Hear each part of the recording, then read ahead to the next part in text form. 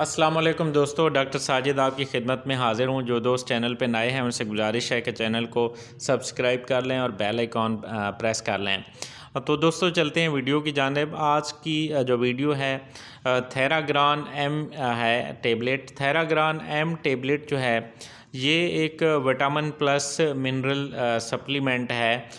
इसके अंदर जो कंटेंट्स हैं इसके विटामिन्स हैं इसके अंदर विटामिन ए है, B1 है, B2 है, B6 है और B12 है, निकोटिनामाइड है, विटामिन सी है, कैल्शियम पेंटोथेनेट है और बायोटिन है, कैल्शियम है, इसके अंदर आयोडीन है, मैग्नीशियम है, कॉपर है, जिंक है, मैंगनीज़ है, क्रोमियम है, सिलीनियम है और ये जो है इसके अंदर क्लोराइड भी है और पोटाशियम भी है इसके अंदर। तो ये टेबलेट जो है एक बेहतरीन जो है मल्टी विटामिन और मिनरल का जो है कम्बिनेशन है।